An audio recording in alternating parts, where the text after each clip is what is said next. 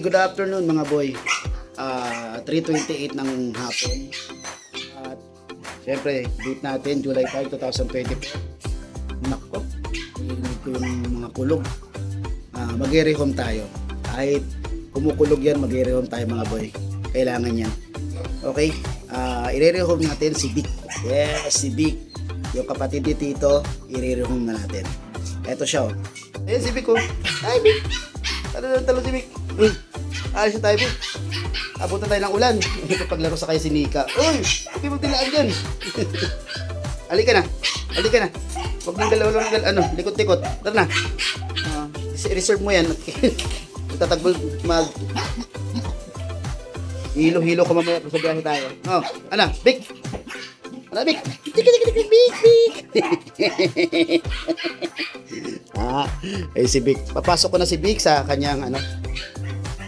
Then, ano mo nga muna to?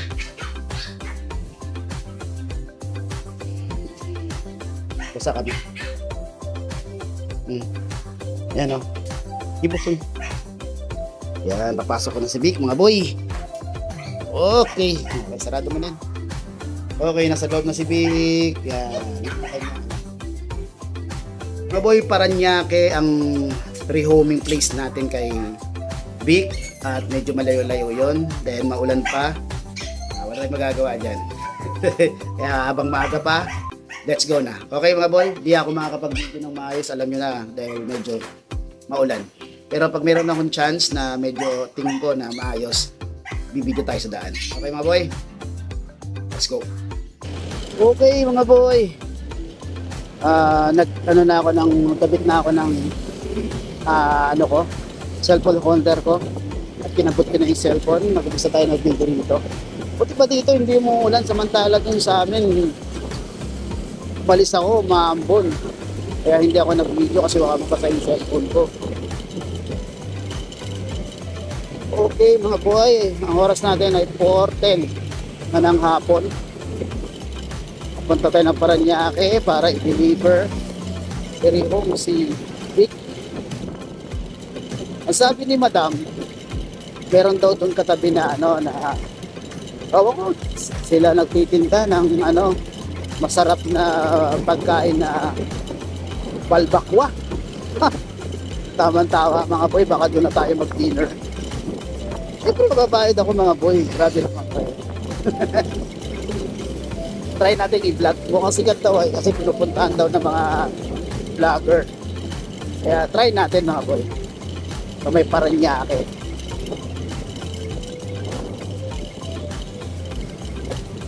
Ayun, kanina galing tayo sa pet market ng Bukawi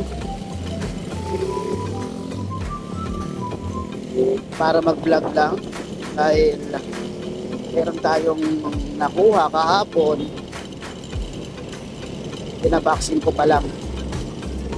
Siyempre hindi pwedeng galing yun sa pet market mga buwan. Okay. Kanina nga, pumunta ako doon. Okay naman, pero laging makulimlim at parang babadya ang ulan. Pero umalis naman ako kanina, wala.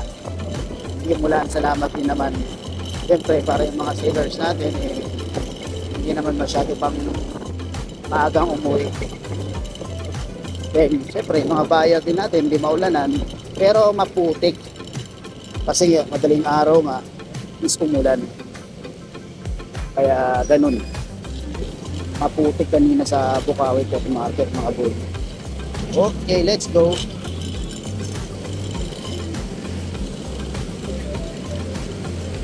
Wala kung anong oras tayo makakarating doon, pero nagsabi ako kay Madam mga around 6 o'clock ng hapon nandun tayo.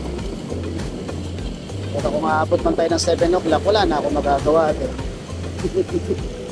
Kasi rush hour din to. Nakiusap lang ako kay Madam na i-deliver siya ngayon kasi ang target talaga ni Madam bukas. Dahil meron akong schedule bukas sa school ng mga bata, merong meeting maghapon eh. Sabi ng mga anakis ko eh. umaga sa aking bunsong makulit. At yung sa panganay kong si Ken, hapon naman. Kaya wala tayong magagawa. Di tayo makakapunta ng pet market para makapag-vlog. Pero before that, sunduin ko muna yung misis ko sa office. Ito na lang, malapit siya. Kaya maaga na lang tayo gigising para sunduin siya. Ayoko na siya yung paatanin ko sa meeting kasi syempre naman maghapon isang linggong nag-work ang ating misis. Pwedeng pagdating Saturday siya pa rin ba. Kaya tayo ang aatin. Sayang, no? Makapunta sana tayo ng Pateros Pet Market para makapag-vlog ulit. So ngayon hindi talaga kaya ng schedule. Sa mga ano pala, yun nga, Pateros Pet Market, nandun tayo nakaraang Saturday, nakapag-vlog tayo kahit paano. Sa mga malapit dyan sa Pateros, mga taga-Taguig, yan, Makati, gano'n, Pasig, syempre. Kahit yung mga taga Rizal, Iputan, yan, malapit dyan. Sa may bandang elementary sila ng Pateros, elementary school ng Pateros. Doon sila mismo. Sabado, sa Kalinggo sila nagdoon. Alas 6 ng umaga hanggang alas 6 ng hapon. Yan ang schedule nila doon.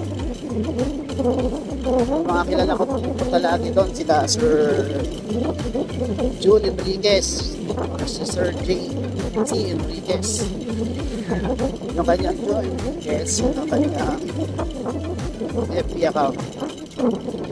Tapos Sir Nogsky, Sir Biakat doon, sila Lucho, yan, sila Makmak, sila Lucho nandun, si Kefred nandun kahapon, si Boss June ng JR Rosario ng Binten, sila Ate Rose Pets, yan,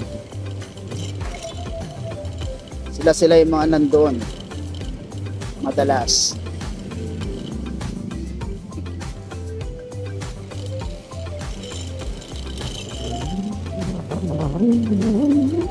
Dati ano lang yung dinadayo pa Bukawi saka Grotto. Ngayon meron nang malapit sa inyo mismo. Dati nakikita nyo lang sa vlog mga gusto nyo mga pets, target yung alagaan. Ngayon pwede na kayo makapunta malapit sa inyo, mga taga dyan na malapit sa Pateros. Mamaya bubuksan ko yung video ko mga boy. Nasa highway na tayo. Kasi dire-diretso na naman yung biyahe natin mga boy. Okay, baka malo pa tayo mga boy. Maya na lang. Okay.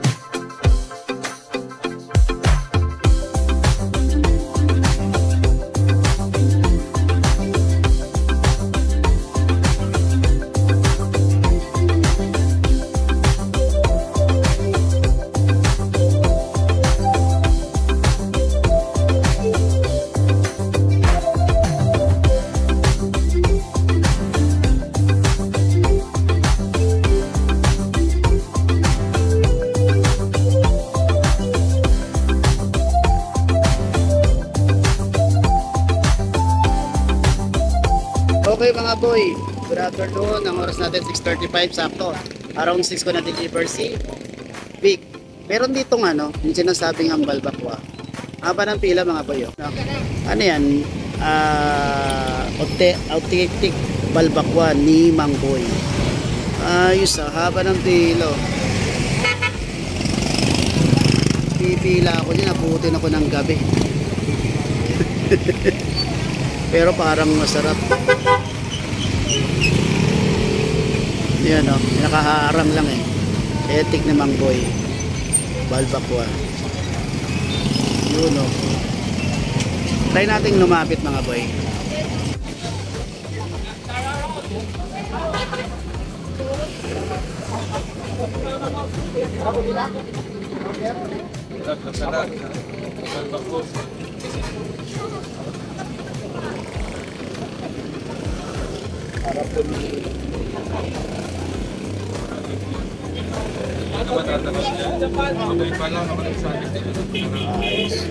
Pala yun.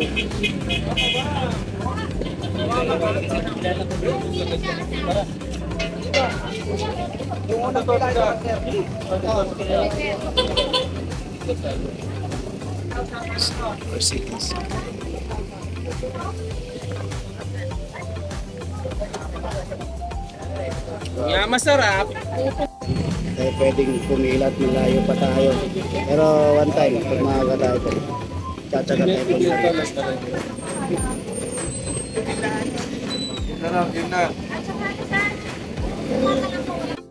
Okay, good evening mga boy. Kararating ko lang. Kapag palit na ako kasi naputang tayo ng ulan Kaya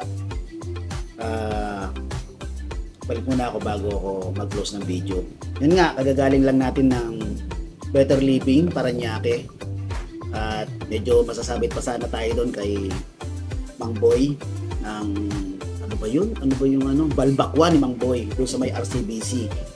Yun. Doon banda yun yun nga, dahil maraming pila, haba yung pila. Pag pumila ako, abutin pa ako ng almost 1 hour kaya hindi na ako tumuloy. Next time na lang, pupunta tayo doon. Try natin mag-take out or try natin mismo kumain doon. Diba? Finish man lang natin. Okay Ma'am Hoy, maraming salamat dun sa panonood nyo sa pag-rehome kay Vic. Ma'am Mary Grace, maraming salamat po sa pagtitiwala na i-rehome nyo po si Vic. Okay? Medyo mikot-ikot pa ako kanina ma'am. Tapos yun nga, tingin ko kasi dapat doon tayo talaga sa sinasabi mo tapat ng McDonald's. So hindi ko alam na doon pala sa may kanto. May papasok pala doon. Anyway, okay mga boy, papahinga na ako. Pero kakain muna ako, syempre. Pero papahinga konti before, diba? Yung mga ibang bumabiyahe pa, ingat kayo. Huwag masyadong mainit ang ulo, makakauwi din kayo. Then dapat nagdadala kayo ng payong kasi maulan talaga ngayon mga boy. Yung pagod ka na tapos ganyan pa, di ba, tatrapikin, dahil minsan yung mga sasakyan madadaanan na medyo mataas-taas ang baha, nako, yari, stranded pa mangyayari. Ganun talaga, asahan naman natin yan, every year naman nangyayari sa atin yan, di ba? Importante, lumalaban tayo. Pasok pa rin and uwi. Di ba? Nilabakasan, pasok pa din. Okay, hanggang dito na lang. At maraming salamat. Ingat po lagi. At God bless. Peace.